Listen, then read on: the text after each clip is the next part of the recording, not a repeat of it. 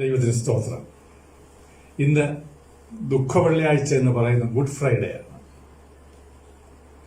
ഇന്നത്തെ നമ്മുടെ ചിന്ത സാധാരണയിൽ നിന്നും അല്പം വ്യത്യസ്തമായിട്ട് ഉള്ള ഒരു ദിശയ്ക്ക് തിരിക്കാനാണ് ഞാൻ ആഗ്രഹിക്കുന്നത്. ഈ കഴിഞ്ഞ ഒരു 5-6 ആഴ്ചയായിട്ട് നമ്മുടെ ചിന്തകളെല്ലാം കൊറോണയുമായിട്ട് ബന്ധപ്പെട്ടുള്ള വിഷയങ്ങളായിരുന്നു. അതിൻ്റെ ആ ഒരു അറ്റാക്ക് കഴിഞ്ഞിട്ടില്ല. ലോകം ഭീതിയിൽ കൂടെ കടന്നു പോവുകയാണ് ഇപ്പോഴും. അനേകരെ ജീവിതത്തിൽ എങ്ങനെ മുമ്പോട്ട് പോകും എന്നുള്ള ചിന്തകളൊക്കെ ഭരിക്കുന്നുണ്ട്. എന്നാൽ അതിൻ്റെ മധ്യത്തിലും നമുക്ക് ആശ്വസിക്കാനുള്ള വഴി ദൈവം തുറന്നു തന്നിട്ടുണ്ട്. അതുകൊണ്ട് ഇന്ന് നമുക്ക് ഇന്നത്തെ ആ പ്രത്യേകമുള്ള ചിന്തയ്ക്ക് വേണ്ടി നമുക്ക് ഗോൽഗോഥായിലോട്ടൊന്ന് പോകാം. അവിടുത്തെ ഗോൽഗോഥായുടെ കുഞ്ഞാടിനെ നമുക്കൊന്ന് കണ്ടുമുട്ടാം. എന്നിട്ട് അതിൽ നിന്ന് നമുക്ക് പഠിക്കുവാനും അനുകരിക്കുവാനുമുള്ള ചില വിഷയങ്ങൾ നമുക്ക് മനസ്സിലാക്കാൻ തക്കവണ്ണം ദൈവം സഹായിക്കുമാറാകട്ടെ. 2000 വർഷങ്ങൾക്ക് മുമ്പ് ഇതുപോലുള്ള ഒരു വെള്ളിയാഴ്ചയാണ് നമ്മുടെ കർത്താവ് ക്രൂശിതനാകുന്നത്. ക്രൂശിൽ കിടന്നുകൊണ്ട് താൻ 7 മൊഴികൾ ഉരുവിട്ടിട്ടുണ്ട്. നമുക്കത് ഓരോന്നായിട്ട് അല്പാൽപ്പം ഒന്ന് ചിന്തിക്കാനുള്ള അവസരം ഇന്ന് ഉണ്ട്. നമുക്ക് ആ ദിവസം ഈ എബ്രായ കലണ്ടറിൽ ഏത് ദിവസമാണെന്നറിയാമോ? 7-ാം മാസം, അതായത് നിസ്സാനാണ്. ഏത് ഡേറ്റ് ആണെന്നറിയാമോ? 17. നിസ്സാൻ മാസം 17-ാം തീയതിയാണ് നമ്മുടെ കർത്താവ് കാൽവരി ക്രൂശിൽ 2000 വർഷങ്ങൾക്ക് മുമ്പ് ക്രൂശിന്മേൽ. മറ്റൊരു കാര്യം, ഇന്നും നിസ്സാൻ 17. നല്ലൊരു കോയിൻസിഡൻസ് എന്ന് നമുക്ക് വേണമെങ്കിൽ പറയാം. പക്ഷെങ്കിൽ ദൈവത്തിന്റെ പ്ലാൻ അങ്ങനെയാണ്. മറ്റൊരു കാര്യം കൂടെ ഓർപ്പിക്കാത്തപ്പോൾ ഞാൻ ആഗ്രഹിക്കുന്നു. ലോകത്തെ മുഴുവനും വെള്ളത്താൽ മുക്കിയ ഒരു പ്രളയം നോഹയുടെ കാലത്തുണ്ടായിട്ടുണ്ട്. ആ പ്രളയം കഴിഞ്ഞതിന് ശേഷം വെള്ളം പതുക്കെ വെള്ളം താണു വന്നപ്പോൾ പെട്ടകം അറാറാത്ത പർവ്വതത്തിൽ പോയി ഉറച്ചു. അത് ഏത് ദിവസമാണെന്നറിയാമോ? അതും നിസ്സാൻ മാസം 17-ാം തീയതിയാണ്. കർത്താവ് ക്രൂശിതനായത് നിസ്സാൻ മാസം 17. നോഹയുടെ പെട്ടകം അററാത്തിൽ ഉറച്ചത് നിസ്സാൻ മാസം 17. നാം ഇന്ന് ഈ ശുശ്രൂഷ ചെയ്യുന്നത് നിസ്സാൻ മാസം 17. ഒരു വലിയ പരമാർത്ഥം ഇതിൽ നിന്നും നമുക്ക് മനസ്സിലാക്കാനായിട്ടുണ്ട്. അററാത്ത് പർവ്വതത്തിൽ നോഹയുടെ ആ പ്രളയം അവസാനിച്ച് ഒരു പുതിയ യുഗത്തിന് വഴി തെളിക്കുന്ന ഒരു അനുഭവമായിരുന്നു ആ അറാറാത്തിൽ ഉറച്ച ആ പർവ്വതവും ആ നിസ്സാൻ മാസത്തിലെ 17-ാം തീയതി. കർത്താവായ യേശുക്രിസ്തു 2000 വർഷങ്ങൾക്ക് മുമ്പ് കാൽവരി ക്രൂശിൽ മരിച്ചതും ഇതുമായിട്ട് ബന്ധപ്പെട്ടില്ലേ? മനുഷ്യജാതിക്ക് ഒരു പുതിയ യുഗം പിറക്കുന്നതിന് വേണ്ടിയുള്ള ഒരു പുറപ്പാടായിരുന്നു അവിടെ നമ്മൾ കണ്ടത്. ഈ 17-ാം തീയതി ഞാൻ കർത്താവിൽ ആഗ്രഹിക്കുന്നതും ആശ്രയിക്കുന്നതും പ്രാർത്ഥിക്കുന്നതും ഒരു കാര്യം, ലോകത്തെ ഇന്ന് കൊറോണയാകുന്ന പ്രളയത്താൽ നിറച്ചിരിക്കുന്ന ഈ സമയത്ത് നമ്മൾ യാത്ര ചെയ്യുന്ന നൗക ഗോൽഗോഥായിൽ ഒന്ന് ഉറച്ചെങ്കിൽ കൊള്ളായിരുന്നു. അവിടെ നമുക്ക് ശരണമുണ്ട്. നമ്മുടെ പ്രശ്നങ്ങൾക്ക് അവിടെ പരിഹാരമുണ്ട്. നമുക്കതിനു വേണ്ടിയുള്ള ഒരു പുറപ്പാടിലേക്ക് നമുക്ക് പോകാം. കർത്താവായ യേശുക്രിസ്തു തന്റെ ശിഷ്യന്മാരുമായിട്ട് ആ മാളിക മുറിയിൽ കൂടി തന്റെ ഐഹിക ജീവിതകാലത്ത് താൻ കഴിച്ച ഒടുവിലത്തെ രാത്രിയായിരുന്നു. തന്റെ ശിഷ്യന്മാരുമായിട്ട് അവിടെ ഒരുമിച്ച് കൂടി അവരുമായിട്ട് ഒടുവിലത്തെ അത്താഴം കഴിച്ചു. ഈ ഒടുവിൽ ചെയ്യുന്ന കാര്യങ്ങൾക്ക് വളരെ പ്രാധാന്യമുണ്ട്. ഒടുവിൽ പറയുന്ന കാര്യങ്ങൾക്ക്, ചെയ്യുന്ന കാര്യങ്ങൾക്ക് ഒക്കെ വളരെയധികം പ്രാധാന്യമുണ്ട്. അതുകൊണ്ട് നമ്മുടെ കർത്താവ് തന്റെ ശിഷ്യന്മാരുമായിട്ട് ഒരുമിച്ചുള്ള ഒരു അത്താഴം ആ രാത്രി കഴിച്ചു. അവസാനത്തെ പെസഹായും കഴിച്ചു. ഇതിനു മുമ്പ് കർത്താവ് തീരെ കുറഞ്ഞ ഒരു 2 or 3 പ്രാവശ്യമെങ്കിലും പെസഹ തന്റെ ശിഷ്യന്മാരുമായിട്ട് കഴിച്ചിട്ടുണ്ട്. എന്നാൽ ഇത് അവരുമായിട്ട് കഴിക്കുന്ന ഒടുവിലത്തേതാണ്. ഇനിയും താൻ കഴിക്കും, ഇപ്പോഴൊന്നുമല്ല, പിന്നീട്. മാത്രമല്ല, ഒരു 3 വർഷക്കാലം ഈ ശിഷ്യന്മാരെയും കൊണ്ട് നടന്ന് അവരെ ഒരുപാട് കാര്യങ്ങൾ കർത്താവ് പറഞ്ഞ് പഠിപ്പിച്ചു. ഇനിയും തനിക്ക് ഒടുവിലായിട്ട് പറയാനുള്ള ചില കാര്യങ്ങളും കൂടെ അവരെ പറഞ്ഞ് ബോധ്യപ്പെടുത്തുന്നതിന് വേണ്ടിയുള്ള ഒരു ശ്രമമാണ് നമുക്ക് യോഹന്നാന്റെ സുവിശേഷം 13, 14, 15, 16 അധ്യായങ്ങളിൽ നാം കാണുന്നത്. അത് കഴിഞ്ഞതിന് ശേഷം തന്റെ പിതാവുമായിട്ട് മധ്യസ്ഥത ചെയ്ത് ഈ ശിഷ്യന്മാരെ പിതാവിന്റെ കരങ്ങളിലേക്ക് ഫലമേൽപ്പിച്ചു കൊടുക്കുന്ന കർത്താവിന്റെ മധ്യസ്ഥ പ്രാർത്ഥനയാണ് പിന്നീട് നമ്മൾ കാണുന്നത്. ഇതെല്ലാം കഴിഞ്ഞതിന് ശേഷം കർത്താവ് വാച്ചേ നോക്കി. കർത്താവിനൊന്നും വാച്ചൊന്നും കാണുകയില്ല, എന്നാൽ നമുക്ക് ചിന്തിക്കാം.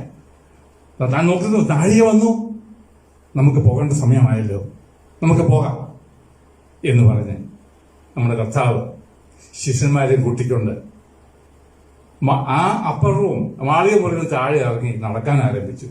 എങ്ങോട്ടാ പോകുന്നത്? അവർക്ക് പരിചയമുള്ള ഒരു സ്ഥലത്തേക്ക് അവർ പോവുകയാണ്, ഗെത്സമനത്തോട്ടം. പല പ്രാവശ്യം ഇവരെയും കൊണ്ട് കർത്താവ് അവിടെ ചെന്ന് പ്രാർത്ഥിക്കുന്നതിന് വേണ്ടി പോയിട്ടുണ്ട്. അതുകൊണ്ട് അവർക്കത് ഒരു പരിചിതമായിട്ടുള്ള ഒരു റൂട്ടാണത്. ഇതിനു മുമ്പ് പോയിട്ടുള്ളതുപോലെയുള്ള ഒരു യാത്രയാണെന്ന് അവർ ധരിച്ചു. പക്ഷെ അവർക്ക് തെറ്റുപറ്റിപ്പോയി. ഇതൊരു ഒടുവിലത്തെ യാത്രയായിരുന്നു കർത്താവുമായിട്ടുള്ള ആ യാത്ര. അവിടെ ചെന്നും കർത്താവ് പ്രാർത്ഥിക്കാൻ വേണ്ടി ആരംഭിച്ചു. തന്റെ പിതാവിനോട് സംസാരിക്കുന്നു. തന്റെ ശിഷ്യന്മാർ ഉറങ്ങുന്നു. അവർക്ക് ഇതിന്റെ ഗ്രാഹ്യം, ഇതിന്റെ കാര്യങ്ങളൊന്നും പിടികിട്ടുന്നില്ല. അവരുമായിട്ട് പ്രാർത്ഥിക്കുന്നു. പ്രാർത്ഥിച്ചു കഴിയുമ്പോൾ അതാ അവിടെ മണി കേൾക്കുന്നു, ആരവാരം വരുന്നു, പട്ടാളം വരുന്നു, യൂദ മുമ്പോട്ട് വരുന്നു, ചുംബനം ചെയ്യുന്നു, അറസ്റ്റ് വരിക്കുന്നു. എല്ലാം പെട്ടെന്ന് കാര്യങ്ങൾ കഴിയും. ശിഷ്യന്മാരെവിടെ? എല്ലാവരും ഓടി ഒളിച്ചു. കർത്താവ് അറസ്റ്റ് ചെയ്യപ്പെട്ടവനായിട്ട് പിന്നീട് മുമ്പോട്ട് പോവുകയാണ്. അടുത്ത 6 മണിക്കൂറിനുള്ളിൽ, അതായത് ഏതാണ്ട് രാത്രി 12 മണിക്കായിരിക്കണം കർത്താവിനെ അറസ്റ്റ് ചെയ്യുന്നു. നേരം വെളുത്ത 6 മണിക്ക് 6 മണിക്കൂറിനുള്ളിൽ 6 പ്രാവശ്യം 6 സ്ഥലങ്ങളിലായിട്ട് വിസ്തരിക്കപ്പെട്ട കർത്താവ് ഹന്നാഫാവിന്റെ അടുത്ത് കൊണ്ടുപോയി, കയ്യാഫാവിന്റെ അടുത്ത് കൊണ്ടുപോയി, പീലാത്തോസിനെ കാണിച്ചു, ഹേരോദാവിനെ കണ്ടു. പിന്നെ സെന്റിത്രിയും സംഘത്തിന്റെ മധ്യത്തിൽ കർത്താവ് വിസ്തരിക്കപ്പെട്ടു. അവര് തീരുമാനിച്ചു യേശുവിനെ മരണശിക്ഷയ്ക്ക് കൊടുക്കണം. പക്ഷെങ്കിൽ അവർക്ക് അതിനുള്ള അധികാരമില്ല. അതുകൊണ്ട് പിന്നെ പറഞ്ഞയച്ചു പീലാത്തോസിന്റെ അടുക്കിലേക്ക്. റോമ ഗവൺമെന്റിന്റെ ഗവർണറാണല്ലോ, അദ്ദേഹത്തിന് മാത്രമേ അതിന് അവകാശമുള്ളൂ. പീലാത്തോസിന്റെ അടുക്ക് വന്നു. പീലാത്തോസും ശ്രമിച്ചു. പീലാത്തോസ് മനസ്സിലായി കർത്താവ് യാതൊരു കുറ്റവും ചെയ്തിട്ടില്ല എന്ന്. പക്ഷെങ്കിൽ നിവൃത്തിയില്ല. അങ്ങനെ പീലാത്തോസ് കർത്താവിനെ ക്രൂശിക്കുന്നതിന് വേണ്ടി ഏൽപ്പിച്ചു കൊടുത്തു. പിന്നെ ഉള്ള ഒരു 6 മണി എന്ന് പറയാം, നമുക്ക് ഉള്ള സമയം എന്ന് പറയുന്നത് കർത്താവ് അനുഭവിച്ച കഷ്ടതയും വേദനയും തകർച്ചയും അടിയും ഇടിയും എല്ലാമാണ്. ചാട്ടവാറ്, മുഷ്ടി ചുരുട്ടിയുള്ള ഇടി, രോമം പിഴുതെടുക്കൽ, മുൾക്കിരീടം, തുപ്പൽ, കന്നത്തുള്ള അടി, ഇങ്ങനെയുള്ള 6 വിധത്തിലുള്ള ദണ്ഡനങ്ങളാണ് കർത്താവ് ക്രൂശിക്കപ്പെടുന്നതിന് മുമ്പ് അനുഭവിച്ചത്. ഇതെല്ലാം 6 മണിക്കൂറിനുള്ളിൽ 6 വിസ്താരം, 6 തരത്തിലുള്ള പീഡനങ്ങൾ. പിന്നീട് വരാൻ പോകുന്നത് ക്രൂശിലെ അനുഭവമാണ്. 9 മണിയോടുകൂടെ, രാവിലെ 9 മണിയോടുകൂടെ കർത്താവിനെ ആ കാൽവറിയിൽ ക്രൂശിക്കുന്നതിന് വേണ്ടിയുള്ള കാര്യങ്ങൾ ക്രമീകരിച്ച് കഴിഞ്ഞിരിക്കുന്നു.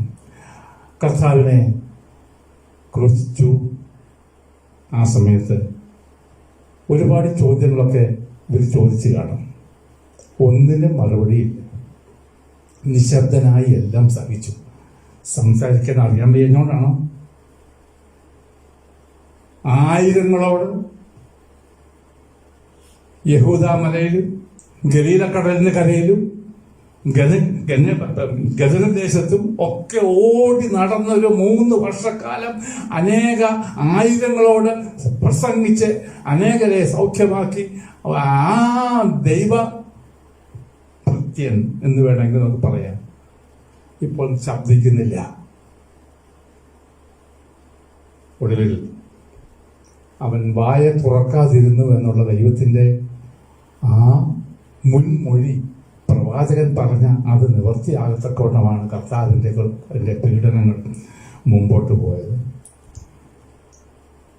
ഒടുവിൽ കർത്താവിനെ ക്രൂശിച്ച് കഴിഞ്ഞപ്പോൾ ആ ക്രൂശിൽ കിടന്നുകൊണ്ട് 9 മണി മുതൽ ഉച്ച കഴിഞ്ഞ് 3 മണി വരെയുള്ള അടുത്ത 6 മണിക്കൂർ കർത്താവ് കടന്നുപോയ വേദനയും സഹിച്ച ആ രോദനയും ഒക്കെ നമുക്ക് ദൈവത്തിന്റെ വചനത്തിൽ കുറച്ചൊക്കെ നമുക്ക് വെളിപ്പെട്ട് കിട്ടിയിട്ടുണ്ട്. എല്ലാം ഒന്നും എഴുതിയിട്ടില്ല. എല്ലാം എഴുതി കഴിഞ്ഞാൽ പുസ്തകത്തിന് ഒരുപാട് പേജുകൾ വരും. അതുകൊണ്ട് നമ്മൾ അറിയേണ്ട കാര്യങ്ങൾ മാത്രമേ ഈ 4 സുവിശേഷകന്മാർ എഴുതിയിട്ടുള്ളൂ. നമ്മൾ ഒരിക്കലും ചിന്തിക്കരുത് ഈ എഴുതിയിരിക്കുന്ന കാര്യങ്ങൾ മാത്രമേ ഉള്ളൂ കർത്താവിന്റെ വേദനയുടെ പെട്ട കാര്യങ്ങൾ. ഇങ്ങനൊന്നുമല്ല, ഒരുപാട് ഒരുപാട് ഒരുപാട് കാര്യങ്ങൾ എഴുതാതെ വിട്ടിട്ടുണ്ട്. നമുക്ക് അവനോടുള്ള സ്നേഹം വർദ്ധിക്കുന്നതിന് വേണ്ടി അവൻ നമുക്ക് വേണ്ടി നടന്നുപോയ ആ ഭയാനകമായ കാര്യങ്ങൾ മാത്രം അവിടെ ചൂണ്ടിക്കാണിക്കുകയാണ്. ആ 7 മൊഴികളിൽ ആദ്യത്തെ 3 പട്ട പകലിൽ കർത്താവ് വിളിച്ചു പറഞ്ഞ 3 മൊഴികളാണ്. അതായത് രാവിലെ 9 മണി മുതൽ ഉച്ചയ്ക്ക് 12 മണി വരെയുള്ള ആ 3 മണിക്കൂറിനുള്ളിൽ പറഞ്ഞ 3 മൊഴികൾ. അതിനുശേഷം ഉള്ള 3 മണിക്കൂറിൽ വേറെ 4 കർത്താവ് പറഞ്ഞു. ആ പറഞ്ഞപ്പോൾ മുഴുവനും അന്ധകാരമായിരുന്നു. അന്ധകാരത്തിന്റെ ഉള്ളിൽ കിടന്നുകൊണ്ട് കർത്താവ് 4 പറഞ്ഞു. സൂര്യന്റെ വെളിച്ചത്തിൽ കിടന്നുകൊണ്ട് കർത്താവ് 3 പറഞ്ഞു. ഈ ആദ്യത്തെ 3 മനുഷ്യനുമായിട്ട് ബന്ധപ്പെട്ട മൊഴികളായിരുന്നു. ഒടുവിലത്തെ 4 മനുഷ്യനറിയണ്ട, അവരോടല്ല, പിതാവിനോട്, ദൈവത്തോട് താൻ ആ രീതിയിലുള്ള ചില കാര്യങ്ങൾക്ക് സംവാദം ചെയ്യുകയായിരുന്നു. അതുകൊണ്ടാണ് ദൈവം സ്വിച്ച് ഓഫ് ചെയ്തത് സൂര്യനെ. ഇത് നിങ്ങളാരും അറിയേണ്ട കാര്യമല്ല. This is very private between me and my father. So no need for the sun to shine. അങ്ങനെ നമുക്ക് ആ മൊഴികളിലേക്ക് നമുക്ക് ഒന്ന് പോകാം. ആദ്യത്തെ മൊഴി എന്താണ് നമുക്കറിയാമല്ലോ. പിതാവേ, ഇവർ ചെയ്യുന്നത് എന്തെന്ന് ഇവർക്കറിയാൻ വയ്യാത്തത് കൊണ്ട് അവരോട് ക്ഷമിക്കണം. Father, forgive them, for they don't know what they are doing to me. ഇതായിരുന്നു കർത്താവ് അവരോട് പറഞ്ഞ ആദ്യത്തെ മൊഴി. ഗ്രീക്കിൽ അത് വായിച്ചു കഴിഞ്ഞാൽ വേറൊരു അഡീഷണൽ അർത്ഥം നമുക്ക് അവിടെ കാണാനായിട്ട് സാധിക്കും.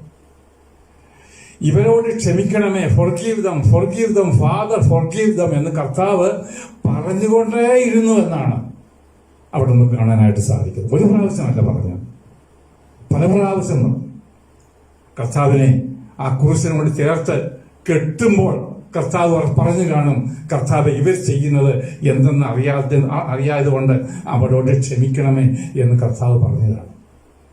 കർത്താവിന്റെ കലങ്ങളിൽ ആണി അടിക്കുമ്പോൾ കർത്താവ് പറഞ്ഞു കാണും, കർത്താവെ ഇവർ ചെയ്യുന്നത് എന്തെന്ന് അറിയാതെ കൊണ്ട് അവരോട് നീ ക്ഷമിക്കണമേ. കാലിൽ ആണി അടിച്ചപ്പോൾ ഇത് തന്നെ പറഞ്ഞു കാണും. ചുരുക്കം പറഞ്ഞാൽ പല പ്രാവശ്യമായിട്ട് ഈ കാര്യങ്ങൾ തന്നെ ഉരുവിട്ടുകൊണ്ട് കർത്താവ് ഇരുന്നുവെന്നാണ് നമുക്ക് മനസ്സിലാക്കാനായിട്ട് സാധിക്കുന്നത്. ക്രൂശ് തന്നെ ക്രൂശിച്ചതിന് ശേഷം ആ ക്രൂശ് അതുപോലെ എടുത്ത് ആ കുഴിയിലേക്ക് ഇട്ടിട്ട് ക്രൂശ് നാട്ടുന്നതിന് വേണ്ടി ശ്രമിക്കുന്ന സമയമുണ്ട്. ക്രൂശിക്കുമ്പോൾ ക്രൂശ് നിലത്ത് കിടത്തിയാണ് ക്രൂശിക്കുന്നത്. അത് കഴിഞ്ഞ ശേഷമാണ് അത് പൊക്കിയെടുത്ത് കർത്താവിനോട് ഉൾപ്പെടെയുള്ള ആ 3 ആണിയിൽ തൂങ്ങിക്കിടക്കുന്ന ഈ ശരീരത്തെ ഈ ക്രൂശിനോട് ചേർത്തിട്ട് ഈ ക്രൂശിന് വേണ്ടി കുഴിച്ചിരിക്കുന്ന ആ കുഴിയിലോട്ട് എടുത്ത് അങ്ങോട്ട് ഇടുന്നത്. നമുക്ക് ഓർത്ത് നോക്കാം. 22-ാം സങ്കീർത്തനത്തിൽ പറഞ്ഞിരിക്കുന്ന കാര്യങ്ങൾ സംഭവിക്കുകയായിരുന്നു അവിടെ. അവൻ്റെ അസ്ഥികളെല്ലാം ബന്ധം വിടുത്തക്കവണ്ണം അനുഭവിച്ച വലിയ ഒരു വ്യഥയാണ് ആ മോമെന്റിൽ കർത്താവ് ചെയ്ത് കടന്നുപോയത്. അങ്ങനെ കർത്താവിൻ്റെ ആ വേദന നമുക്കവിടെ കാണാൻ സാധിക്കും. പക്ഷെ ആ ഭയങ്കരമായിട്ടുള്ള വേദനയിൽ താൻ പറയുന്നത് എന്താ? കർത്താവെ, എന്നെ സഹായിക്കണമേ, എന്റെ പിതാവേ, എന്റെ വേദന നീ അറിയുന്നല്ലോ. ഇതുപോലെ കർത്താവ് പറയുന്നത് എന്തുവാ? ഇവര് ചെയ്യുന്നത് ഇവരറിയാൻ വയ്യാത്തത് കൊണ്ട് അവരോട് നീ ക്ഷമിക്കണമേ എന്നാണ് പറഞ്ഞിരിക്കുന്നത്. ഇത് ഈ ഒരു ഹൃദയത്തിന്റെ ഒരു ആവേശം, മറ്റുള്ളവരുടെ കരുതൽ നമുക്ക് എങ്ങനെ കാണാൻ സാധിക്കും? താൻ കടന്നു പോകുന്ന അതിവ്യഥയിൽ, അതിവേദനയിൽ താൻ മറ്റുള്ളവർക്ക് വേണ്ടി അവർ ചെയ്യുന്ന കുറ്റത്തിന് അവരോട് ദൈവമേ നീ പകരം ചോദിക്കരുത് എന്ന് പറഞ്ഞ് പ്രാർത്ഥിച്ചിട്ട് അവർക്ക് വേണ്ടി പ്രാർത്ഥിക്കുക. ഇതാണ് നമ്മുടെ കർത്താവിന്റെ സ്വഭാവം. കർത്താവിന്റെ സ്വഭാവം അന്നും ഇന്നും ഒന്ന് തന്നെയാണ്. നമ്മൾ വായിക്കുന്നുണ്ട്, അവൻ ഇന്നലെയും ഇന്നും എന്നേക്കും തുല്യൻ. അവന് മാറ്റമില്ല. അന്ന് അവൻ അവർക്ക് വേണ്ടി അവരുടെ പാപം ക്ഷമിച്ചു കൊടുക്കണമേ എന്നത് പിതാവിനോട് അപേക്ഷിച്ചെങ്കിൽ ഇന്നും കർത്താവ് നമുക്ക് വേണ്ടി പിതാവിന്റെ സന്നിധിയിൽ മധ്യസ്ഥത ചെയ്തുകൊണ്ട് നമുക്ക് വേണ്ടി പ്രാർത്ഥിക്കുന്നുണ്ട്. നമ്മൾ എന്തെല്ലാം കാര്യങ്ങളാണ് ചെയ്തു കൂട്ടുന്നത്. നമ്മൾ ചെയ്തു കൂട്ടുന്ന കാര്യങ്ങൾ കാണുമ്പോൾ കർത്താവ് പറയുന്ന കാര്യമുണ്ട്, പിതാവേ അവളോട് ക്ഷമിക്കണം, ഞാൻ അവർക്ക് വേണ്ടി എന്റെ രക്തം ചിന്തിയതാണ്, അതുകൊണ്ട് അവരോടും ക്ഷമിക്കണമേ എന്ന് കർത്താവ് പറയുന്നുണ്ട്. നമുക്ക് വിരോധമായിരിക്കുന്ന കയ്യെഴുത്ത് മായ്ച്ച ഒരവസരമായിരുന്നത്. നമ്മൾ വായിക്കുന്നുണ്ട് കൊലോസ്യൻ ലേഖനത്തിന്റെ 2-ാം അധ്യായത്തിന്റെ 14-ാമത്തെ വാക്യം. ഒരു മനോഹരമായിരിക്കുന്ന ഒരു വാക്യമാണ്. ഇതിനോട് വളരെയധികം ചേർത്ത് ചിന്തിക്കാൻ തക്കവണ്ണമുള്ള ഒരു കാര്യമാണ്. അതിക്കാണ് വായിക്കുന്നത്. കൊലോസ്യൻ ലേഖനം 2-ാം അധ്യായത്തിന്റെ 14-ാമത്തെ വാക്യം. അതിക്രമങ്ങളൊക്കെയും നമ്മളോട് ക്ഷമിച്ച് ചട്ടങ്ങളാൽ നമുക്ക് വിരോധവും പ്രതികൂലവുമായിരുന്ന കയ്യെഴുത്ത് മായ്ച്ച്, ശ്രദ്ധിക്കുക, ക്രൂശിൽ തറച്ച് നടുവിൽ നിന്ന് നീക്കിക്കളഞ്ഞു. ഇവിടെ ഇതാ ഒരു ക്രൂശ്. ഇത് കർത്താവ് കിടന്ന ക്രൂശ് അല്ല എന്ന് നമുക്കറിയാം. നമ്മൾ അനുഭവിക്കേണ്ട ഒരു ക്രൂശായിരുന്നു. പക്ഷെ സംഭവിച്ചത് എന്താ? റോമൻ നിയമപ്രകാരം ആ കാലങ്ങളിൽ ക്രിമിനൽസിനെ അവര് ചെയ്ത കുറ്റം എന്താണെന്നും അവർ കൊടുക്കേണ്ട ശിക്ഷ എന്താണെന്നും അവരുടെ പേരെന്താണെന്നും എഴുതിയ ഒരു പ്ലേറ്റ് അവരുടെ കഴുത്തിൽ തൂക്കിയിടുന്ന പതിവുണ്ടായിരുന്നു. അവരുടെ പേര്, അവർ ചെയ്ത കുറ്റം, അവർക്കുള്ള ശിക്ഷ, ഇത് എഴുതി അവരുടെ കഴുത്തിൽ ഇങ്ങനെ തൂക്കുമായിരുന്നു. എന്നിട്ട് ആ ശിക്ഷ കഴിയുമ്പോഴാണ് അത് എടുത്തു മാറ്റുന്നത്. ഇവിടെ നമ്മൾ കാണുന്നത് എന്താ? നമുക്ക് വിരോധമായി ഉണ്ടായിരുന്ന ഒരു കയ്യെഴുത്ത്, ഈ പറഞ്ഞ കയ്യെഴുത്താണ് കുറ്റപത്രം. നമ്മുടെ കുറ്റപത്രം നമ്മുടെ കഴുത്തിൽ തൂക്കിക്കടന്നിരുന്നു. ആ കുറ്റപത്രം നമ്മുടെ കർത്താവ് നമ്മുടെ പാപം ക്ഷമിച്ചു തന്നപ്പോൾ പിതാവ് അത് എടുത്തിട്ട് പുത്രന്റെ ക്രൂശിലോട്ട് തറച്ചു കയറ്റി. അതാണ് പ്രായശ്ചിത്ത മരണം എന്ന് നാം ദൈവത്തിന്റെ വചനത്തിൽ വായിക്കുന്നത്. എനിക്കോ നമ്മുടെ കർത്താവായ യേശു ക്രിസ്തുവിന്റെ ക്രൂശിലല്ലാതെ പ്രശംസിപ്പാൻ ഇടവരരുതെന്ന് പൗലോസ് വിളിച്ചു പറഞ്ഞതിന്റെ രഹസ്യം ഇതായിരുന്നു. കർത്താവായ യേശു ക്രിസ്തുവിന്റെ ക്രൂശാണ് ഒരു വിശ്വാസിക്ക് പ്രശംസാ വിഷയമായിട്ടുള്ളത്. കാരണം അവിടെയാണ് തന്റെ കുറ്റപത്രം തന്റെ തോളിൽ നിന്ന്, തന്റെ കഴുത്തിൽ നിന്ന് ഇളക്കിയെടുത്തിട്ട് കർത്താവിനെ ക്രൂശിൽ അടിച്ചു കയറ്റിയത്. ദൈവത്തിന് സ്തോത്രം. എന്നെ കേൾക്കുന്നതിന്റെ പ്രിയപ്പെട്ടവരെ, നമ്മൾക്കൊക്കെ ഇത് അനുഭവിപ്പാനും അവകാശം പറയുവാനും ഭാഗ്യം ലഭിച്ചത് ഒരു വലിയ അനുഗ്രഹമല്ലേ? എന്നാൽ ഇന്നുവരെയും കുറ്റപത്രം തോളിൽ തൂങ്ങിക്കിടക്കുന്നവരാരെങ്കിലും എന്നെ കേൾക്കുന്നുണ്ടെങ്കിൽ ഈ ദുഃഖവെള്ളിയാഴ്ച കർത്താവ് മരിച്ചത് ഓർക്കുന്ന ഈ ദിവസം കർത്താവിലേക്ക് കടന്നു വരിക. നിങ്ങളോടും ക്ഷമിക്കും, ഇവർ ചെയ്യുന്നത് അറിയാതെ ചെയ്യുന്നത് കൊണ്ട് അവരോട് ക്ഷമിക്കണമേ എന്ന് അന്ന് കർത്താവ് പറഞ്ഞതുപോലെ നമുക്കും കർത്താവ് മാപ്പ് തരും, ക്ഷമ തരും. നമ്മുടെ തോളിൽ നിന്നും ഈ കുറ്റപത്രം എടുത്തു കളയും. നമുക്ക് സ്വാതന്ത്ര്യം തരും. നമുക്ക് കർത്താവിനോട് കൂടെ ഉള്ള സഹവാസം എന്നും കൊണ്ടുപോകുമെന്നൊക്കെ വണ്ണം നമുക്ക് സാധിക്കും. അതാണ് ഒന്നാമത്തെ മൊഴി. രണ്ടാമത് കർത്താവ് പറഞ്ഞ മൊഴി നമ്മൾ കാണുന്നത് ലൂക്കോസ് സുവിശേഷം 23-ാം അധ്യായത്തിന്റെ 43-ാമത്തെ വാക്യം. Luke chapter 23 verse 43. അവിടെ നമ്മൾ കാണുന്നത് കർത്താവിനോട് കൂടെ മറ്റ് 2 പേരെ കൂടെ ക്രൂശിച്ചിരുന്നു. അതിൽ ഒരാൾ കർത്താവിനോടൊരു കാര്യം പറഞ്ഞു. അതിന് മറുപടിയായിട്ട് കർത്താവ് പറയുന്ന കാര്യമാണ്, നീ ഇന്ന് എന്നോട് കൂടെ പർദീസയിലിരിക്കും. You shall be with me tonight in paradise എന്ന് കർത്താവ് അവനോട് പറയുകയാണ്. ആരാണ് ഈ പറഞ്ഞ ആള്?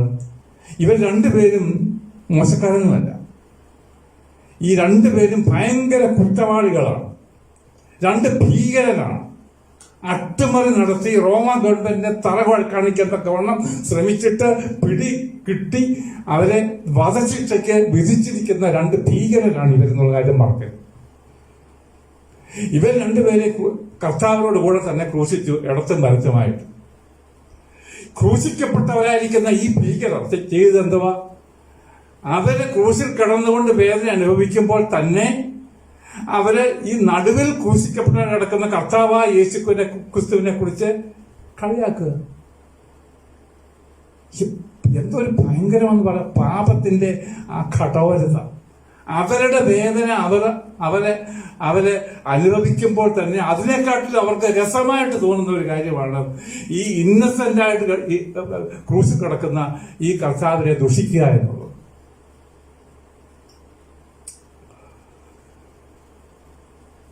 അവര് പറയാ, നീ ദൈവപുത്രനല്ലേ, എങ്കിൽ ക്രൂശിൽ നിന്ന് ഇറങ്ങുക, നിന്നെ തന്നെ രക്ഷിക്ക്, എന്നിട്ട് ഞങ്ങളെ കൂടെ രക്ഷിക്കാതിന് ശേഷം എന്നൊക്കെ പറഞ്ഞ് കർത്താവിനെ നിന്ദിക്കുക. ഇങ്ങനെ കുറച്ചങ്ങോട്ട് പോയി കഴിഞ്ഞു. അങ്ങനെ പോയി കഴിയുമ്പോൾ ഒരു വ്യത്യാസം. അതിലൊരുവൻ വിളിച്ചു പറയുന്നൊരു കാര്യമുണ്ട്. നീ രാജ്യത്വം പ്രാപിച്ചു വരുമ്പോ എന്നെയും കൂടെ ഓർക്കണമേ. What made this man to give that statement? നീ രാജ്യത്വം പ്രാപിച്ചു വരുമ്പോൾ എന്നെയും കൂടെ ഓർക്കണമേ എന്ന് പറയത്തക്കവണ്ണം എന്ത് വ്യത്യാസം ഈ ഭീകരന്റെ ഹൃദയത്തിലുണ്ടായി? 1-2 കാര്യങ്ങൾ നമുക്ക് പറയാൻ നമുക്കത് ഗ്രഹിക്കാൻ സാധിക്കും. ഒന്ന്, കർത്താവിന്റെ മൗനം. ഇത്രമാത്രം കർത്താവിനെ ദൂഷിച്ചിട്ടും കർത്താവ് ഒരു വാക്ക് അവരോട് മറുപടി പറഞ്ഞില്ല. അന്നേരം ഇവൻ ചിന്തിച്ചു കാണും, ഇവനൊരു സാധാരണ മനുഷ്യനല്ലല്ലോ, എന്തെങ്കിലും ഒന്ന് പറയണ്ടേ, അല്പം ഒന്ന് ഡിഫെൻഡ് ചെയ്യണ്ടേ? ഒന്നുമില്ല. അത് അവന് ചിന്തിപ്പിച്ചിട്ടുണ്ട്. മറ്റൊന്ന്, കർത്താവിന്റെ ക്രൂസിന്റെ മുകളില് ഒരു മേലെഴുത്ത് എഴുതി പീലാത്തോസ് ഒട്ടിച്ചു. അത് ഗ്രീക്കിലും എബ്രായ ഭാഷയിലും ലാറ്റിനിലും 3 ഭാഷകളിൽ അത് എഴുതി. അത് എഴുതിയത് എന്താണെന്നറിയാമോ? നസ്രയനായ യേശു യഹൂദന്മാരുടെ രാജാവ്, Jesus of നാസറത്ത് the king of juice എന്ന് താൻ എഴുതി ആ ക്രൂസിന്റെ ആ മുകളില് അത് തറച്ചു. ഇത് അവിടുത്തെ മഹാപുരോഹിതന്മാർ വന്ന് കണ്ടു. അത് പറഞ്ഞു, protest governor, that's not right, what do you want? അങ്ങനെ ഇവൻ പറഞ്ഞു എന്ന് പറഞ്ഞ് എഴുതേണ്ടത്. ഇവൻ രാജാവൊന്നുമല്ല, ഞങ്ങൾ സമ്മതിക്കത്തില്ല. നസ്രയനായ യേശു യഹൂദന്മാരുടെ രാജാവെന്ന ഇവൻ പറഞ്ഞു എന്ന് വേണം അവിടെ എഴുതി തറക്കേണ്ടത്. പീലാത്തോസ് പറഞ്ഞു, what I have written I have written, I not going to change it. ദൈവം അത് ചേഞ്ച് ചെയ്യുവാൻ അനുവദിച്ചില്ല. കാര്യം പീലാത്തോസ് അന്ന് എഴുതിയത് കറക്റ്റായിരുന്നു, അത് മാറ്റേണ്ട ആവശ്യമില്ല. അങ്ങനെ അവരെ ബാക്കൗട്ട് ചെയ്തു.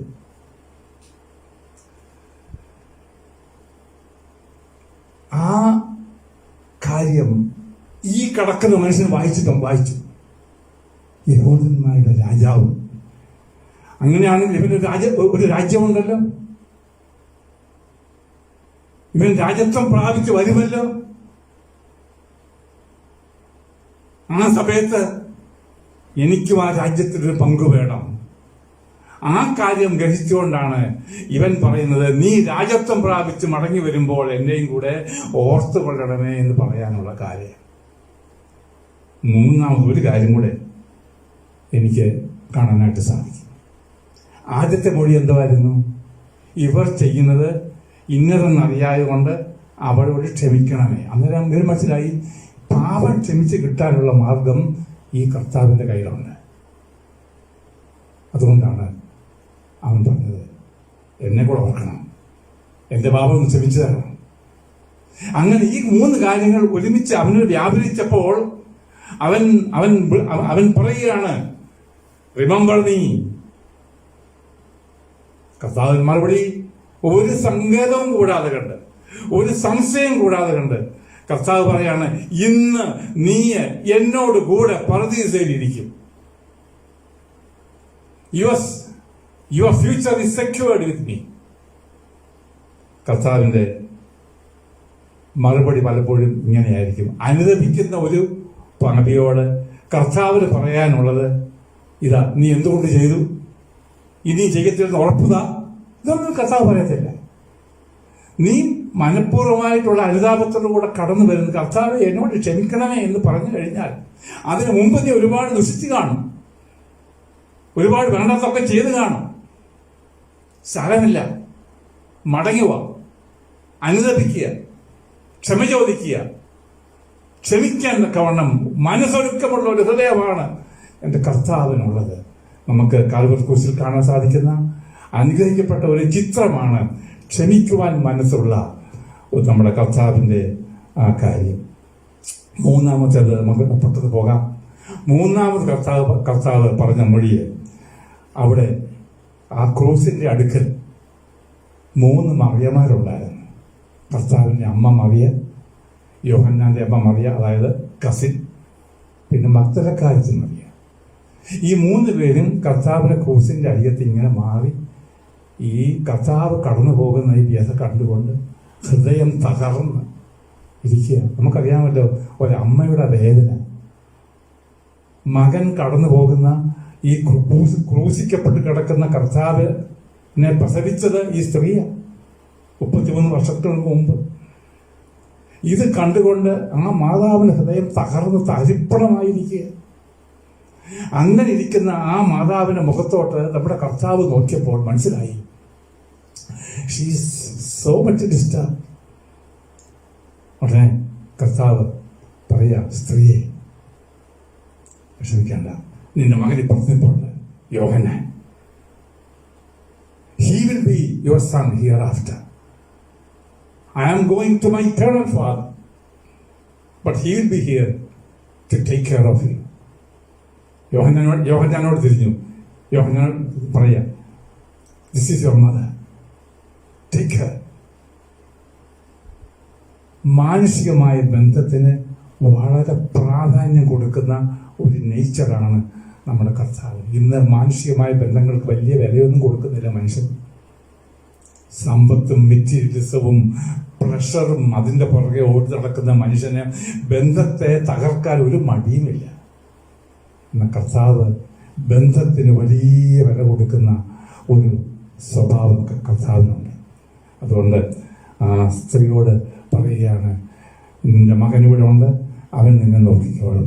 അവനോട് പറയുകയാണ്, നിന്റെ അമ്മയായിട്ട് നീ എൻ്റെ അമ്മയെ കരുതണം, സൂക്ഷിക്കണം എന്ന് പറഞ്ഞു. ചരിത്രം പറയുന്നത് ആ ദിവസം മുതൽ യോഹന്നാൻ ഈ അമ്മയായ മറിയെ തന്നോടുകൂടെ ചേർത്തു. താനായിരുന്ന കാലത്തൊക്കെയും കൂട്ടിക്കൊണ്ട് നടന്നു എന്ന് നമുക്ക് കാണാനായിട്ട് സാധിക്കും. ഇവിടെ നിന്നിട്ട് മറ്റൊരു കാര്യം കൂടെ ഓർപ്പിക്കത്തക്കവണ്ണം ഞാൻ ആഗ്രഹിക്കുന്നു. ഒരു യഹൂദനെ തൻ്റെ വസ്ത്രധാരണത്തിൽ 5 തരത്തിലുള്ള വസ്ത്രങ്ങൾ താൻ ധരിക്കും. 5 ഡിഫറെന്റ് പീസസ്. ഒന്ന് താൻ ഇട്ടിരിക്കുന്ന ചെരുപ്പാണ്. രണ്ടാമത്തേത് തലപ്പാവ്. മൂന്നാമത്തേത് വലിയൊരു നീളമുള്ള ഒരു ഗൗണാണ്. ഈ ഗൗൺ ഇങ്ങനെ ഫ്ലോയിങ് ആയതുകൊണ്ട് അതിനെ ഒന്ന് പിടിച്ചു കെട്ടുന്നതിന് വേണ്ടിയുള്ള ഒരു അരയ്ക്കുള്ള ഒരു കെട്ടിരിക്കുന്നു. ഇങ്ങനെ 4 എണ്ണം: ചെരുപ്പ്, തലപ്പാവ്, ഈ ലോഹ, ഇടയ്ക്കുള്ള ഈ കെട്ട്. 5ാമത് ഒരെണ്ണമുണ്ട്. അത് അകത്തിടുന്ന ഒരു കുപ്പായമാണ്. ഈ കുപ്പായത്തിന് ഹീബ്രുവിൽ പറഞ്ഞിരിക്കുന്നത് കെറ്റോൺ എന്ന. ഇന്നും അവനത് ഉപയോഗിക്കുന്നവരാണ്. എന്താണ് അറിയാമോ ഈ കെറ്റോൺ? യഹൂദ കുടുംബങ്ങളിൽ വളർന്നു വരുന്ന ആൺമക്കൾ മെച്യൂർ ആകുമ്പോൾ അവരെ ഭവനം വിട്ട് അവരുടെ ബിസിനസ്സിലേക്കും അവരുടെ കാര്യങ്ങൾക്ക് വേണ്ടി പുറപ്പെട്ടു പോകുമ്പോൾ അവരുടെ അമ്മ അവർക്ക് കൊടുക്കുന്ന ഒരു പ്രത്യേക ഒരു പ്രസന്റാണ് കെറ്റോൺ.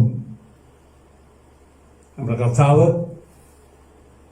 3 വർഷത്തിന് മുമ്പ് വീട് വിട്ട് ശുശ്രൂഷയ്ക്ക് ഇറങ്ങി പോകുമ്പോൾ ഞാൻ വിശ്വസിക്കുന്നത് ഈ മറിയ കർത്താവിന് കൊടുത്ത പ്രസന്റാണ് ഈ കെറ്റോൺ. ഈ കെറ്റോണിനെ പറ്റി നമ്മൾ വായിക്കുന്നത് അത് തുന്നി തയ്ച്ചതല്ല, അത് ഒറ്റ പീസായിട്ടുള്ളവരല്ല, തുന്നി അത് സ്റ്റിച്ച് ചെയ്തതല്ല, നെയ്തെടുത്തതാണ്. ഈ മറിയ അനേക മാസങ്ങളെടുത്ത് നെയ്തെടുത്ത് കൊടുത്ത ഈ കെറ്റോൺ കർത്താവ് ധരിച്ചുകൊണ്ട് നടന്നു 3 വർഷക്കാലം. ക്രൂശിതനായപ്പോൾ ഈ കെറ്റോൺ പടയാളികൾ ഊരിയെടുത്തു. ഈ പടയാളികൾ നമ്മൾ വായിക്കുന്നത് ഇവര് 4 പടയാളികൾ ഉണ്ടായിരുന്നു കർത്താവിനെ ക്രൂശിക്കുന്ന സമയത്ത്. ഈ ഓരോ പീസും ഓരോരുത്തരെ സെലക്ട് ചെയ്തു, അവരെടുത്തു. ചെരുപ്പ് ഒരുത്തനെടുത്തു, തലപ്പാവ് വേറൊരുത്തനെടുത്തു, അരക്കച്ച വേറൊരുത്തനെടുത്തു, കുപ്പായം വേറൊരുത്തനെടുത്തു. കെറ്റോൺ വന്ന സമയത്ത് ഇയാൾക്കാം തൊട്ടടുത്ത് ശതാധിപനുണ്ട്. ഈ ക്രൂശീകരണത്തിൻ്റെ ഒക്കെ ചെയർമാനായിട്ട് പ്രവർത്തിച്ച ശതാധിപൻ. അദ്ദേഹം കർത്താവിനെ ക്രൂശീകരണത്തിന് എല്ലാം വാച്ച് ചെയ്തുകൊണ്ടിരിക്കുക. ക്രൂശിക്കപ്പെട്ടവനായ കർത്താവിനെ കണ്ടുകൊണ്ട് താങ്കൾ കാര്യം പറയുന്നുണ്ട്, സാക്ഷാൽ ഇവൻ ദൈവപുത്രനായിരുന്നു, അവനെ ഞാൻ ക്രൂശിച്ചല്ലോ എന്നുള്ള വലിയ കുറ്റബോധം തനിക്ക് ഉണ്ടായിരുന്നു. അതുകൊണ്ട് ഈ 4 പടയാളികൾ പറഞ്ഞു, നീ ഇതങ്ങ് എടുത്തോ എന്ന് പറഞ്ഞപ്പോൾ ശതാധിപൻ പറഞ്ഞു, എനിക്കത് വേണ്ട, ഇത് രക്തത്തിൻ്റെ വിലയാ, I don't want to touch it. എന്നിട്ട് അവർ ഈ 4 പേര് പിന്നെ ചീട്ടിടുകയാണ്. ഈ 4 പേരിൽ ആർക്കായിരിക്കും ഈ കെറ്റോൺ കിട്ടാൻ പോകുന്നത് എന്ന് അറിയുന്നതിന് വേണ്ടി ചീട്ടിടുക. ഇത് കാണുന്നതാരാ? തൊട്ടടുത്ത് നിൽക്കുന്ന അമ്മ. ഞാൻ എൻ്റെ സ്നേഹം മുഴുവനും എൻ്റെ മകനിലേക്ക് പകർന്നു കൊടുക്കുന്നതിന് വേണ്ടി നെയ്തെടുത്ത ഈ കെറ്റോൺ ഇന്ന് ചീട്ടിടപ്പെടുകയാണ്, അവഹേളിക്കപ്പെടുകയാണ്. മറിയയുടെ ഹൃദയത്തിൽ കൂടെ കടന്നുപോയ ഒരു വാളാണിത്. പണ്ട് ശിമോൻ പറഞ്ഞു, കർത്താവിനെ ഒരു ശിശുവിനെ കർത്താവിനെ കൊണ്ട് ദേവാലയത്തിൽ പോയ സമയത്ത് ശിമയോൻ വാങ്ങിച്ചിട്ട് അവനെ ദൈവത്തിന് സ്തോത്രം ചെയ്ത് കഴിച്ച ശേഷം മറിയോട് പറയുക, നിന്റെ ഹൃദയത്തിൽ കൂടെ ഒരു വാള് കയറിപ്പോകും. ദിസ് വാസ് ദ വാൾ. ഇതായിരുന്നു മറിയയുടെ ഹൃദയത്തിൽ കൂടെ കടന്നുപോയ ആ വലിയ സോവഡ് എന്ന് നമുക്ക് കാണാനായിട്ട് സാധിക്കും. കർത്താവ് നമുക്ക് വേണ്ടി സഹിച്ച ആ കഷ്ടപ്പാടിൻ്റെ ചിത്രം നമുക്ക് എവിടെ കാണാനായിട്ട് സാധിക്കും. മാതാവിനെ ആശ്വസിപ്പിക്കുന്ന നമ്മുടെ കർത്താവ് നമ്മളെയും ആശ്വസിപ്പിക്കുന്നവനാണ്. നമ്മുടെ പ്രശ്നത്തിൽ, നമ്മുടെ ബുദ്ധിമുട്ടിൽ നമ്മളെ ആശ്വസിപ്പിക്കുന്നവൻ ഈ കർത്താവാണ്. കാരണം അവന് വേദന എന്താണെന്ന് ശരിക്കും അറിഞ്ഞവനാണ്. നമുക്ക് തുല്യനായിട്ട് പരീക്ഷിക്കപ്പെട്ടവനാണ്, വേദന അറിഞ്ഞവനാണ്, വിശപ്പറിഞ്ഞവനാണ്, ദാഹം ശീലിച്ചവനാണ്. അതുകൊണ്ട് നമ്മുടെ ഏത് പ്രശ്നമാണെങ്കിലും അങ്ങോട്ട് കൊണ്ടു ചെന്ന് കഴിഞ്ഞാൽ നമ്മളെ ശരിക്കും മനസ്സിലാക്കാൻ എന്നൊക്കെ കഴിവുള്ളവരാണ് നമ്മുടെ കർത്താവ്. അതുകൊണ്ട് എൻ്റെ പ്രിയപ്പെട്ടവരെ, നാം കടന്നു പോകുന്ന ഈ കൊറോണയുടെ ബുദ്ധിമുട്ടൊക്കെ ഉണ്ടല്ലോ, ഇത് നമ്മുടെ കർത്താവിന് ശരിക്കും അറിയാം. അവൻ നമ്മളെ സഹായിക്കാൻ തക്കവണ്ണം കഴിവുണ്ട്. അവൻ സഹായിക്കും. തനിക്ക് ചില ഉദ്ദേശങ്ങൾ ഭൂമിയിൽ നിറവേറ്റാനുള്ളത് കൊണ്ടാണ് ഇങ്ങനെയൊക്കെ സംഭവിച്ചിരിക്കുന്നത്. എന്നാൽ അവൻ നമ്മെ സഹായിക്കും, അവൻ നമ്മെ ആശ്വസിപ്പിക്കും. നമുക്ക് മുമ്പോട്ട് പോകാം. ആദ്യത്തെ 3 കഴിഞ്ഞു, 4ാമത്തേത് വരാൻ പോവുക. പെട്ടെന്നുള്ള ഉച്ചയ്ക്ക് ഭയങ്കരമായ കൂരിരുട്ട് മൂടുകയാണ് ഭൂമി. ആ കൂരിരുട്ടിന്റെ മധ്യത്തിൽ കർത്താവ് കടന്നുകൊണ്ട് പറയുന്ന ഒരു മൊഴിയാണ്, ഏലി ഏലി ലമാ ശബക്താനി. എന്റെ ദൈവമേ, എന്റെ ദൈവമേ, നീയും എന്നെ കൈവിട്ടോ. My God, my God, why hast thou forsaken me?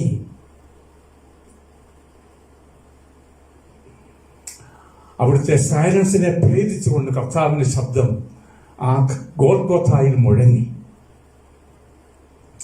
Mathai സുവിശേഷം 27-ാം അധ്യായത്തിന്റെ 46-ാമത്തെ വാക്യത്തിലാണ് നമ്മൾ ആ വേദഭാഗം കാണുന്നത്. Matthew chapter 27 verse 46. ഒരു കാര്യം നിങ്ങൾ ശ്രദ്ധിച്ചോ, ദൈവത്തെ ദൈവമെന്നാണ് വിളിച്ചത്, അല്ലാണ്ട് പിതാവെന്നല്ല. നേരത്തെ പറഞ്ഞെന്തുമായിരുന്നു? പിതാവേ, ഇവർ ചെയ്യുന്നത് എന്തെന്ന് ഇവർ അറിയാൻ വയ്യാത്തത് കൊണ്ട് അവരോട് ക്ഷമിക്കണമേ എന്നാണ്. കർത്താവ് എപ്പോഴും തന്റെ പിതാവിനെ വിളിച്ചിരുന്നത് പിതാവേ പിതാവേ പിതാവേ എന്നാണ്. സ്വർഗസ്ഥനായ നമ്മുടെ പിതാവേ എന്ന് കർത്താവ് പ്രാർത്ഥിക്കാനായിട്ട് ശിഷ്യന്മാരെ പറയുന്നുണ്ടല്ലോ. എപ്പോഴും താൻ പിതാവേ എന്നാണ് വിളിക്കുന്നത്. അബ്ബാ എന്നാണ് അതിന്റെ അർത്ഥം എബ്രായര്. അബ്ബാ എന്നാണ് കർത്താവ് എപ്പോഴും തന്റെ പിതാവിനെ വിളിച്ചുകൊണ്ടിരുന്നത്. എന്നാൽ ഇവിടെ ഇപ്പോൾ നമ്മൾ കാണുന്നത് ആ അബ്ബായെ വിളിക്കുന്നത് എലോയി, ദൈവമേ. അറ്റാച്ച്മെന്റ് അങ്ങ് പോയി. അബ്ബ എന്ന് പറയുന്ന ഒരു സ്നേഹത്തിന്റെ ഒരു പ്രകടനമാണ് ആ വാക്കിനകത്തുണ്ട്. ഇപ്പോഴിതാ ദൈവം വളരെ ഫോർമല. എന്താ കാര്യം? വിഷയമെന്താ? ഈ ചേഞ്ച് വരാനുള്ള കാരണം എന്താ?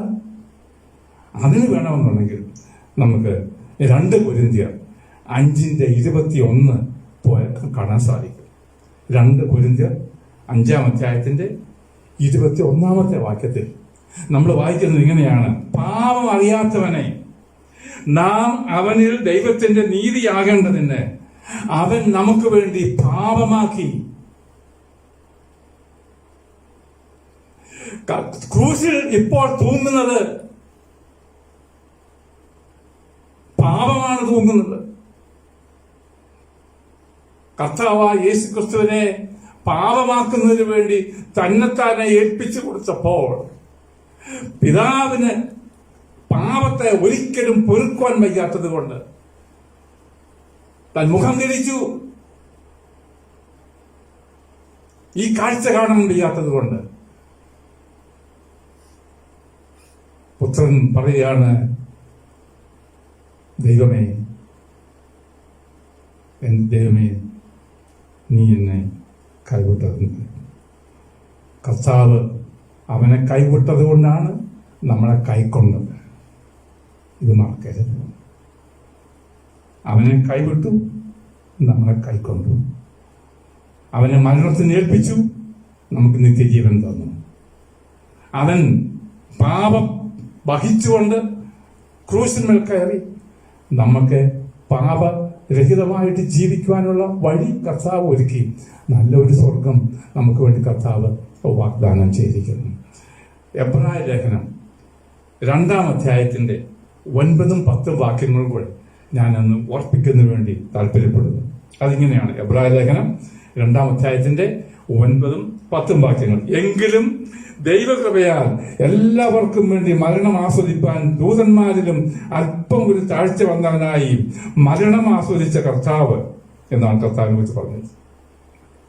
മരണം താൻ ആസ്വദിച്ചെന്നേ. ആരായി മരണം ആസ്വദിക്കുന്നത്? ആരെയും കണ്ടിട്ടുണ്ടോ? കർത്താവിനെ കൊണ്ട് അത് പറ്റുകയുള്ളൂ. കാരണം അവൻ ഭൂമിയിൽ ജനിച്ച് വീഴുന്നത് തന്നെ മരിക്കുന്നതിന് വേണ്ടിയാണ്. സോമനസാര അവന്റെ പ്രാണനെ ഏൽപ്പിച്ചു കൊടുത്ത് അവൻ മരിച്ചുവെന്ന് നമുക്ക് അറിയാനായിട്ട് സാധിക്കും. അങ്ങനെ ആ വേദനയിൽ കിടക്കുന്ന കർത്താവിന്റെ ആ നിലവിളി നമുക്ക് വേണ്ടിയായിരുന്നു എന്നുള്ളത് നാം മനസ്സിലാക്കുക.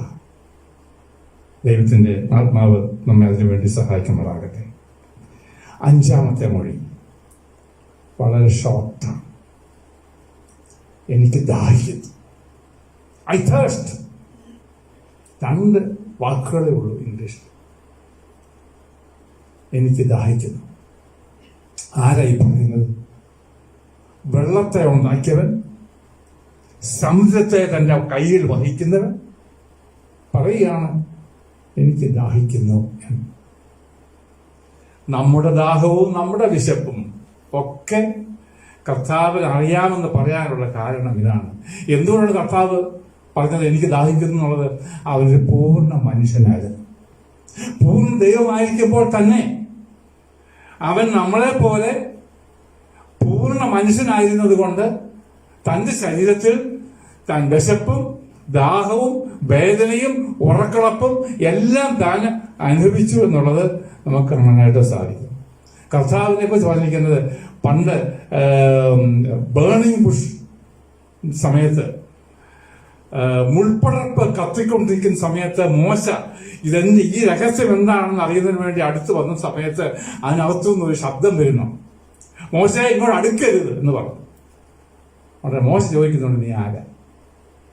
അതിന് അവിടുന്ന് കിട്ടുന്ന ഒരു മറുപടിയുണ്ട്. ആ മറുപടി എന്ന് അറിയാമോ? I am who I am. ഞാനാകുന്നവൻ ഞാനാകുന്നു. ഞാൻ ആയിരുന്നവൻ അല്ല, ഞാൻ ആകാൻ പോകുന്നവനൊന്നുമല്ല. I am who I am. ഞാനാകുന്നവൻ ഞാനാകുന്നു. ഇത് പറയാൻ തക്കവണ്ണം ദൈവത്തെ കൊണ്ട് മാത്രമേ പറ്റുകയുള്ളൂ. അങ്ങനെ പറഞ്ഞ I am who I am എന്ന് പറഞ്ഞ ആ കർത്താവ് ഇപ്പോൾ ക്രൂശിൽ കിടന്നുകൊണ്ട് പറയുകയാണ് ഐ ആം തേഴ്സ്റ്റി. എന്തൊരു വ്യത്യാസമാണ്! ഒന്ന് തന്റെ ദൈവത്വം വെളിവാക്കുന്ന പ്രസ്താവനയാണ്. രണ്ടാമത്തേത് തന്റെ മനുഷ്യത്വം വെളിവാക്കുന്ന ഒരു പ്രസ്താവനയാണ്. നമ്മുടെ കർത്താവായ യേശുക്രിസ്തുവിന്റെ ആ കോമ്പോസിറ്റ് നേച്ചറാണ് നമുക്കിവിടെ മനസ്സിലാക്കാനായിട്ട് സാധിക്കുന്നത്. കർത്താവ് അങ്ങനെ ആ രീതിയിൽ ദാഹിച്ച് തന്റെ ആ മുമ്പിലുള്ള ആ ഒരു ഒടുവിലത്തെ മണിക്കൂറിലേക്ക് താൻ പ്രവേശിക്കുകയാണ്. ഇത്രയുമായപ്പോൾ ഏതാണ്ട് 3-ാം മണിയോടൊക്കെ വളരെ അടുത്തു. ഇരുട്ടിൽ കിടന്നുകൊണ്ട് തന്നെ ഇപ്പോൾ 2 മൊഴി കഴിഞ്ഞു. ഇനിയുള്ള അടുത്ത 6-ാമത്തെ മൊഴി, അതും വളരെ ഷോർട്ടാണ്. സകലതും നിവർത്തിയായി. It is finished. ഇതാണ് കർത്താവ്. ആരോടാ പറഞ്ഞത്? പിതാവിനാണ് പറഞ്ഞത്. ഇതാരും കാണുന്നില്ല, അന്ധകാരമാണ്, അവിടെ കൂരിട്ടാണ്, നിശബ്ദതയാണ്. എന്നാൽ ആ നിശബ്ദതയ്ക്കുള്ളിൽ നിന്നുകൊണ്ട് കർത്താവ് പിതാവിനോട് പറയുക it's finished. The very reason that you sent to me, I have accomplished. It's finished. The plan that we jointly hatched out in eternity, that eternal covenant, is finished. നീ എന്നെ ഇങ്ങോട്ട് പറഞ്ഞയച്ച കാര്യം ഞാൻ നിവർത്തിച്ചു. ഇറ്റ് ഈസ് ഫിനിഷ്ഡ് എന്ന് പറയുന്നത് ഒരു കപ്പൽ യാത്ര, കടൽ കൂടെ കപ്പൽ യാത്ര ചെയ്ത് അതിന് തുറമുഖത്ത് എത്തിക്കഴിഞ്ഞ് നങ്കൂരം ഇടുമ്പോൾ പറയുന്ന ഒരു കാര്യമാണ് ഇറ്റ് ഈസ് ഫിനിഷ്ഡ്. ഒരു ബിൽഡിംഗ് പ്രോജക്റ്റ് പണിത് കഴിഞ്ഞ് അത് ഹാൻഡ് ഓവർ ചെയ്യുമ്പോൾ ആ എഞ്ചിനീയർ പറയുന്ന ഒരു കാര്യമാണ് ഇറ്റ്സ് ഫിനിഷ്ഡ്. നമ്മുടെ കർത്താവും അത് പറഞ്ഞതിന് പിന്നിലുള്ളത് ഇത് തന്നെയാണ്, ഇറ്റ് ഈസ് ഫിനിഷ്ഡ്. എന്താണ് ഫിനിഷ് ചെയ്തത്? നമ്മുടെ പാപത്തിന്റെ ശിക്ഷ താൻ വഹിച്ചു തീർത്തു. രക്ഷ സൗജന്യമായിട്ട് കൊടുക്കുവാനുള്ള വഴി കർത്താവ് ഒരുക്കി. പിതാവിന്റെ പ്ലാനും പദ്ധതിയും നിറവേറ്റി. It is finished. ദൈവത്തിന്റെ നീതിയും ദൈവത്തിന്റെ സ്നേഹവും തമ്മിൽ ചുംബിക്കുന്ന അവസരമാണ് ക്രൂസ് എന്ന് പറയുന്നത്. BC 4-ാം നൂറ്റാണ്ടിൽ ജീവിച്ചിരുന്ന വലിയ ഒരു ഫിലോസഫറായിരുന്നു സോക്രട്ടീസ്. തന്റെ ശിഷ്യനായിരുന്നു പ്ലേറ്റോ. ഇവർ തമ്മിൽ ഒരു ദിവസം സംസാരിക്കുക, രണ്ട് ജയന്റ് ഫിലോസഫേഴ്സ് തമ്മിൽ സംസാരിക്കുക. അന്നേരം സോക്രട്ടീസ് ചോദിക്കുക, Plato, how the sin can be forgiven? What do you think? Plato പറയാണ്, I don't think that's ever possible, because if there is a God, that God should be just. But at the same time, that God is loving. എങ്ങനെയാണ് ഈ സ്നേഹിക്കുന്ന ഒരാൾക്ക് ശിക്ഷിക്കാനായിട്ട് പറ്റുന്നത്? So it's very, very difficult, Socrates പറയണം. സോക്രട്ടീസിന്റെ മറുപടി എന്നറിയാമോ? Maybe it is possible for God. Because God is God, He can do anything. But my philosopher mind cannot find out how it's possible. I don't know how it's going to be. This is how it's going to be. സോക്രട്ടീസിന് ചോദ്യത്തിന് മറുപടി കിട്ടിയത് കാൽവറിയുടെ ക്രൂസിലാണ്. It is possible. ഗോൽഗോഥായിലെ ക്രൂസിൽ ദൈവത്തിന്റെ നീതി, ദൈവത്തിന്റെ സ്നേഹം, ഇത് രണ്ടും ഒരുമിച്ച് സമ്മേളിച്ചു. അതാണ് നമുക്ക് കാണാൻ സാധിക്കുന്ന അനുഗ്രഹിക്കപ്പെട്ട പരമാർത്ഥം. പിശാചിനെ ആയുധവർഗം വെപ്പിച്ച് കീഴടക്കി ജയോത്സവം കൊണ്ടാടിയ കർത്താവായ യേശുക്രിസ്തുവിന്റെ ആശ്ചര്യ ക്രൂസ്. നമുക്ക് ആ ക്രൂസിൽ ആണ് നമ്മുടെയും ശരണം. നമുക്ക് കർത്താവിൽ ശരണപ്പെട്ടു പോകുന്ന കോണം ദൈവം സഹായിക്കട്ടെ. ഒടുവിലായിട്ടുള്ള കർത്താവിന്റെ മൊഴിയാണ് ഇനി നമുക്കുള്ളത്. അവിടെ താൻ പറയുന്നതാണ് നിയമം, പിതാവേ. ഇപ്പൊ വിളിക്കുന്നത് പിതാവേ, തുടങ്ങിയത് പിതാവേ എന്ന, ഇടയ്ക്ക് ദൈവമേ എന്ന് വന്നു, ഇപ്പൊ മടങ്ങി ഇപ്പൊ പിന്നെ പിതാവേ എന്ന് വന്നു. കാര്യം എന്താ? ആ ഇടക്കാല സമയത്തുണ്ടായിരുന്ന ആ ഒരു പ്രശ്നം പരിഹരിച്ചു. പാപം ആക്കിയ കർത്താവ് പാപം വഹിച്ച് ഒഴിച്ച് അതിന്റെ ശിക്ഷ ഏറ്റ് കഴിഞ്ഞപ്പോൾ ഇനിയിപ്പോൾ പ്രശ്നങ്ങൾ മാറി. പിതാവിന്റെ മുമ്പിൽ നിന്നുകൊണ്ട് നമ്മുടെ കർത്താവ് പറയാണ്, പിതാവേ, ഞാൻ എൻ്റെ ആത്മാവിനെ തൃക്കൈയിൽ ഏൽപ്പിക്കുന്നു. ഇനി ഒന്നും ചെയ്യാനില്ല, ചെയ്യേണ്ടതെല്ലാം ചെയ്തു കഴിഞ്ഞു. It is finished, I am ready to come back. പിതാവേ, എൻ്റെ ആത്മാവിനെ ഞാൻ തൃക്കൈയിൽ ഏൽപ്പിക്കുന്നു എന്ന് കർത്താവ് പറഞ്ഞിട്ട് കർത്താവ് പ്രാണനെ വിട്ടു. കർത്താവിനെ ആരും കൊന്നതല്ല, അവന്റെ ജീവൻ ആരും അവനിൽ നിന്ന് എടുത്തുകൊണ്ട് പോയതല്ല. കൊടുക്കേണ്ടതായിട്ടുള്ള വില മുഴുവൻ കൊടുത്തു തീർന്നു എന്നുള്ള ഉറപ്പ് വന്നപ്പോൾ, മാനവജാതിയുടെ രക്ഷ പരിപൂർണമായിട്ട് സമ്പാദിച്ചു കഴിഞ്ഞു എന്നുള്ള ഉറപ്പ് വന്നപ്പോൾ, കർത്താവ് സ്വമനസാല് തൻ്റെ പ്രാണനെ പിതാവിൻ്റെ കരങ്ങളിലേക്ക് ഏൽപ്പിച്ചു കൊടുക്കുന്നതാണ് നമുക്ക് കാണാനായിട്ട് സാധിക്കുന്നത്. അല്പസമയത്തെ കൊണ്ടായിരുന്ന ആ പ്രശ്നം അനവധി തേജസ്സിന് അനേകരെ വഴി നടത്തുവാൻ തക്കവണ്ണം മുഖാന്തരമായി തീർന്നു എന്നുള്ളത് ഇന്ന് നമുക്ക് ഉച്ചസ്ഥലം ഘോഷിപ്പാൻ വകയുള്ള ഒരു വിഷയമാണ്. ദുഃഖ വെള്ളിയാഴ്ചയ്ക്ക് ഇനിയും ദുഃഖമല്ല വേണ്ടത്. ദുഃഖ വെള്ളിയാഴ്ച നമുക്ക് ദൈവത്തിൽ സന്തോഷിക്കാനുള്ള മാർഗമുണ്ട്. അതുകൊണ്ടാണ് ഇംഗ്ലീഷിൽ പറഞ്ഞിരിക്കുന്നത് ഗുഡ് ഫ്രൈഡേ എന്ന് പറഞ്ഞിരിക്കുന്നത്. Is a rejoicing Friday, is a victorious Friday.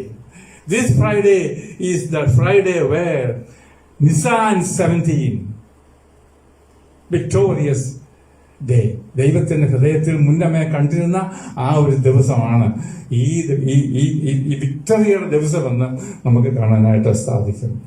അന്ധകാരത്തിന്റെ ആ ചുരുള് മുഴുവനും ഉരുട്ടിക്കളഞ്ഞിട്ട് ഒരു പുതിയ യുഗം പുറപ്പെടാനായിട്ട് ഇനി 2 ദിവസം കൂടെ മാത്രം. കാൽവരി ക്രൂശിൽ മരിച്ച കർത്താവിനെ യോസഫിന്റെ കല്ലറയിൽ അടക്കി. 3-ാം ദിവസം ആ കല്ലറയെ ഭേദിച്ചുകൊണ്ട് നമ്മുടെ കർത്താവ് വെളിയിൽ വിജയത്തോടുകൂടെ ഇറങ്ങി വരുന്നു.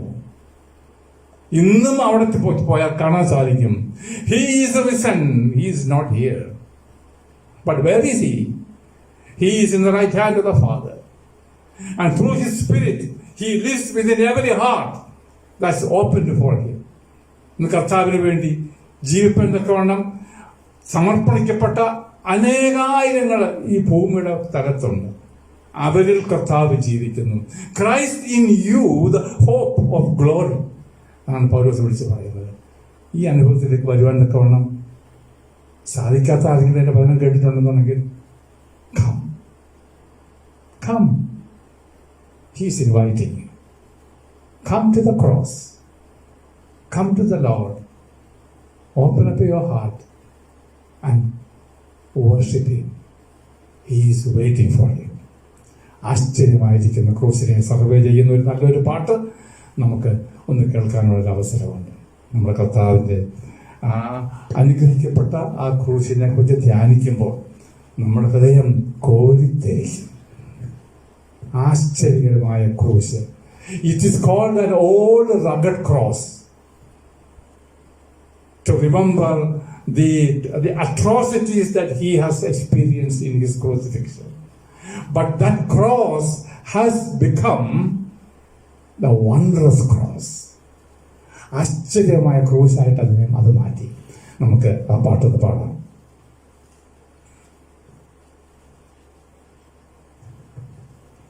When I survey the wondrous cross on which the Prince of Glory died, my righteous King, I count but loss and pour contempt on all my pride. See from his head, his hands, his feet, sorrow and love flow mingled down. Did ever such love and sorrow meet, or thorns compose so rich a crown?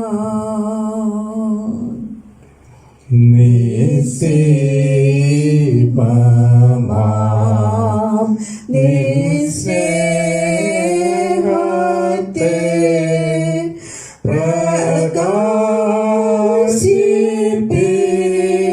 പ്രകാശിപ്പിക്കും ക്രൂശിനെ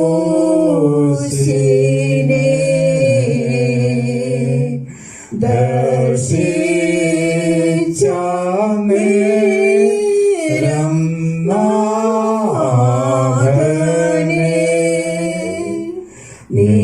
നിനക്കു ഞാൻ ആധീനനായി.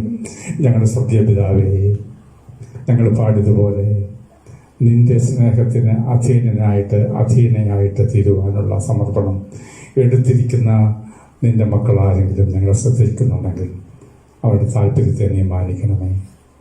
കർത്താവെ, നിന്റെ മക്കളായിട്ട് തീർന്ന് നിന്നെ രക്ഷിതാവും കർത്താവുമായിട്ട് ജീവിതത്തിൽ അംഗീകരിച്ച് മുമ്പോട്ട് പോകാൻ വേണ്ടിയുള്ള ഒരു തീരുമാനം എടുത്തിരിക്കുന്നതിൻ്റെ മക്കൾക്ക് നീ ആവശ്യമുള്ള ധൈര്യം കൊടുക്കണം, ഉറപ്പ് കൊടുക്കണം, സമാധാനം കൊടുക്കണം. കർത്താവെ, ഈ പ്രത്യേകമുള്ള ദുഃഖ വെള്ളിയാഴ്ച സന്തോഷത്തിൻ്റെ ഒരു വെള്ളിയാഴ്ചയായിട്ട് അവരുടെ ജീവിതത്തിൽ എഴുതപ്പെടുവാൻ തക്കവണ്ണം അങ്ങ് പ്രസാദിക്കണമേ. ഈ നിസാൻ 17 അവരുടെ ജീവിതത്തിൽ മറക്കാനാവാത്ത ഒരു പുതിയ ജീവിതത്തിൻ്റെ വഴി തുറന്നു കൊടുക്കുന്ന അനുഭവമായിട്ട് തീർക്കണമേ എന്ന് ഞങ്ങൾ അങ്ങോട്ട് പ്രാർത്ഥിക്കുന്നു. പ്രാർത്ഥന കേട്ടതുകൊണ്ട് സ്തോത്രം. യേശു കർത്താവിൻ്റെ ധന്യനാമത്തിൽ തന്നെ. ആമേൻ.